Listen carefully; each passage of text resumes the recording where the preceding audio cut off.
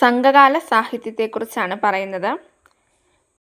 ഇന്ത്യയിൽ മൗര്യ സാമ്രാജ്യം ശക്തി പ്രാപിച്ച കാലത്താണ് ദക്ഷിണേന്ത്യയിൽ സംഘകാല സാഹിത്യം വളർച്ച പ്രാപിക്കുന്നത്. കാരണം അശോകൻ്റെ ശിലാശാസനങ്ങളിലൊക്കെ ചേര, ചോള, പാണ്ഡ്യ രാജാക്കന്മാരെക്കുറിച്ച് പരാമർശമുണ്ട്. അപ്പോൾ അതുകൊണ്ട് തന്നെ ദക്ഷിണേന്ത്യയിൽ സംഘകാല സാഹിത്യം വളർച്ച പ്രാപിക്കുന്ന സമയത്താണ് ഉത്തരേന്ത്യയിലെ മൗര്യ സാമ്രാജ്യം. ഇത് രണ്ടും ഏകദേശം ഒരേ സമയത്ത് വികാസം പ്രാപിച്ചതാണെന്ന് നമുക്ക് പറയാൻ കഴിയും. ഇനി സംഘങ്ങൾ എന്ന് പറയുന്നതിന് ചങ്കങ്ങൾ എന്ന് പറയും. 3 സംഘങ്ങളാണുള്ളത്. മുതൽ സംഘം, ഇടൈ സംഘം, കടൈ സംഘം. ഈ 3 സംഘങ്ങളെ പ്രധാനമായും 3 കാര്യങ്ങൾ അടിസ്ഥാനമാക്കിയാണ് ഈ 3 സംഘവും രൂപീകരിച്ചത്. ഒന്നാമത്തേത് കവികൾക്കും പണ്ഡിതന്മാർക്കും സാമ്പത്തിക രാഷ്ട്രീയ സംരക്ഷണം നൽകി ഭാഷയെ വളർത്തുക എന്നുള്ളതാണ്. കവികൾക്കും പണ്ഡിതന്മാർക്കും സാമ്പത്തിക രാഷ്ട്രീയ സംരക്ഷണം നൽകി ഭാഷയെ വളർത്തുക. രണ്ടാമത്തേതെന്ന് പറയുന്നത് സാഹിത്യകൃതികളുടെ നിലവാരം പരിശോധിക്കുക എന്നതാണ്. സാഹിത്യകൃതികളുടെ നിലവാരം പരിശോധിക്കുക. മൂന്നാമത്തേതെന്ന് പറയുന്നത് ഭാഷാ വികസനവും വ്യാകരണവും. അപ്പം ഈ സംഘങ്ങൾ 3 സംഘങ്ങളുണ്ടെന്ന് പറഞ്ഞു. അതിലെ ആദ്യത്തെ 2 സംഘങ്ങൾ, അതായത് മുതൽ സംഘവും ഇടൈ സംഘവും, ഈ 2 സംഘവും കടൽക്ഷോഭത്തിൽ നശിച്ചു പോയി എന്നാണ് വിശ്വസിക്കപ്പെടുന്നത്. അപ്പോൾ ആ സംഘത്തിനെ കുറിച്ചുള്ള അറിവുകൾ അല്ലെങ്കിൽ അതിലെ കൃതികളെയൊക്കെ പരാമർശിക്കുന്ന അതിനെക്കുറിച്ചുള്ള വിശദീകരണങ്ങളൊക്കെ ഉള്ള ഒരു കൃതിയാണ് നക്കീരൻ എന്ന കവി എഴുതിയ ഇറയനാർ അകപ്പൊരുൾ. നക്കീരൻ്റെ ഇറയനാർ അകപ്പൊരുൾ എന്ന കൃതിയുടെ വ്യാഖ്യാനത്തിലാണ് ഈ സംഘങ്ങളുടെ കാര്യങ്ങളും അതിൻ്റെ വിശദീകരണങ്ങളെല്ലാം നമുക്ക് ലഭിച്ചിരിക്കുന്നത്. ഒന്നാമത്തെ സംഘമാണ് മുതൽ സംഘം. തെക്കൻ മധുര കേന്ദ്രീകരിച്ചാണ് മുതൽ സംഘം നടന്നിരുന്നത്. തെക്കൻ മധുര കേന്ദ്രീകരിച്ചാണ് മുതൽ സംഘം നടന്നിരുന്നത്. ഇതാണ് ആദ്യത്തെ സംഘം എന്ന് വിശ്വസിക്കപ്പെടുന്നു. ഇതിലെ കൃതികളെല്ലാം നമ്മൾ നേരത്തെ പറഞ്ഞതുപോലെ എന്താണ്, കടൽക്ഷോഭത്തിൽ നഷ്ടപ്പെട്ടു പോയവയാണ്. ഇതിലെ ആദ്യത്തെ കൃതി എന്ന് വിശ്വസിക്കുന്നത് അഗസ്ത്യമുനിയുടെ അഗസ്ത്യം എന്ന കൃതിയാണ്. ഇത് തമിഴ് വ്യാകരണത്തിലെ ആദ്യ കൃതി എന്നാണ് പറയപ്പെടുന്നത്. എന്നാൽ ഇത് കിട്ടിയിട്ടുള്ള ആദ്യ തമിഴ് വ്യാകരണ കൃതിയായി പറയുന്നത് തൊൽക്കാപ്യരുടെ തൊൽക്കാപ്യമാണ്. തൊൽക്കാപ്യം എന്ന കൃതി ഇടൈ സംഘത്തിലാണുള്ളത്. അപ്പം നമ്മൾ മുതൽ സംഘമാണ് പറയുന്നത്. മുതൽ സംഘത്തിലെ ആദ്യത്തെ കൃതി എന്ന് പറയുന്ന അഗസ്ത്യമാണ്. ഇത് അഗസ്ത്യമുനിയാണ് രചിച്ചിരിക്കുന്നത്. പിന്നെ മുതൽ സംഘത്തിൻ്റെ തലസ്ഥാനമായിരുന്നു തെന്മധുര. ആദ്യ തമിഴ് സംഘം ചേർന്നത് ഈ തെന്മധുരയിലായിരുന്നു എന്ന് വിശ്വസിക്കുന്നു. പരിപാടൽ, മുതുനാരൈ, മുരുകുരുക്കും എന്നിവയാണ് മുതൽ സംഘത്തിലെ മറ്റ് കൃതികൾ.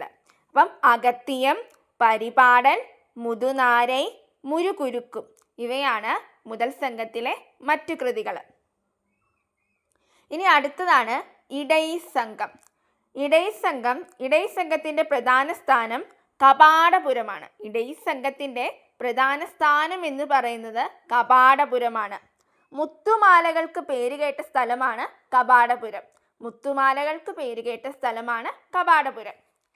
വെൺതേർച്ചെഴിയൻ മുതൽ മുടത്തിരുമാൻ വരെയുള്ള 59 പാണ്ഡ്യ രാജാക്കന്മാർ ഈ സംഘത്തെ സംരക്ഷിച്ചു എന്ന് പറയുന്നു. വെൺതേർച്ചെഴിയൻ മുതൽ മുടത്തിരുമാരൻ വരെയുള്ള 59 പാണ്ഡ്യ രാജാക്കന്മാർ ഈ സംഘത്തെ സംരക്ഷിച്ചു എന്ന് പറയപ്പെടുന്നു. തൊൽക്കാപ്യം രചിക്കപ്പെടുന്നത് ഇടൈ സംഘത്തിൻ്റെ കാലത്താണ്. അപ്പം നമ്മൾ പഠിക്കുന്നത് ഇടൈ സംഘത്തെക്കുറിച്ചാണ്. ഇതിൻ്റെ പ്രധാന സ്ഥാനം കപാടപുരമാണ്. വെൺതേർച്ചെഴിയൻ മുതൽ മുടത്തിരുമാരൻ വരെയുള്ള 59 പാണ്ഡ്യ രാജാക്കന്മാർ ഈ സംഘത്തെ സംരക്ഷിച്ചു എന്ന് പറയുന്നു. തൊൽക്കാപ്യം രചിക്കപ്പെടുന്നത് ഇടൈ സംഘത്തിലാണ്. തൊൽക്കാപ്യത്തിൻ്റെ രചയിതാവ് തൊൽക്കാപ്പിയാറാണ്. ഇത് അഗസ്ത്യമുനിയുടെ, അതായത് അഗസ്ത്യം രചിച്ച അഗസ്ത്യമുനിയുടെ ശിഷ്യനാണ് തൊൽക്കാപ്പിയർ എന്ന് വിശ്വസിക്കുന്നു. അപ്പം കണ്ടുകിട്ടിയതിൽ വെച്ച് ഏറ്റവും പഴക്കമേറിയ തമിഴ് വ്യാകരണ ഗ്രന്ഥമാണ് തൊൽക്കാപ്യം.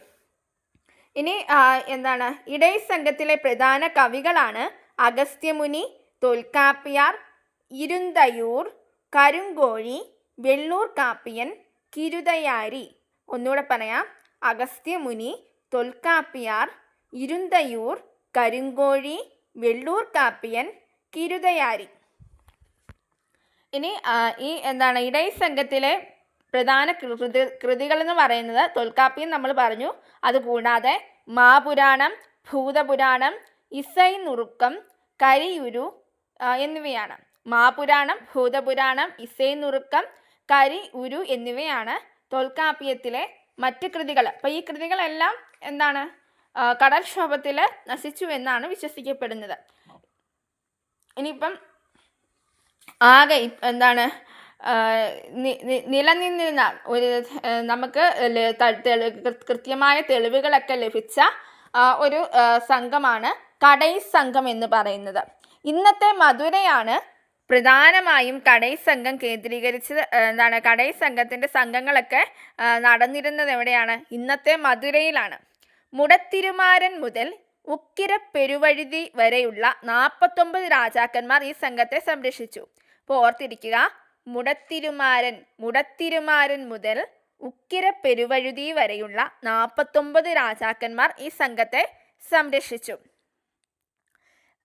ഈ സംഘത്തിൻ്റെ, അതായത് കടൈ സംഘത്തിൻ്റെ പ്രധാന അധ്യക്ഷൻ നക്കീരൻ എന്ന കവിയായിരുന്നു. നക്കീരൻ്റെ കൃതിയെക്കുറിച്ച് നമ്മൾ പറഞ്ഞു. ഇറൈനാർ അകപ്പൊരുളാണ് നക്കീരൻ്റെ കൃതി. കടൈ സംഘത്തിലെ മറ്റ് കവികളാണ് ഔവയാർ, ചാത്തനാർ, ഇളങ്കോവടികൾ തുടങ്ങി 449ഓളം കവികൾ ഈ സംഘത്തിൻ്റെ ഭാഗമായിരുന്നു. പ്രധാന കവികളാണ് ഔവയാർ, ചാത്തനാർ, ഇളങ്കോവടികൾ. ഈ ഔവയാർ എന്ന് പറയുന്നത് ഒരു കവയിത്രിയാണ്.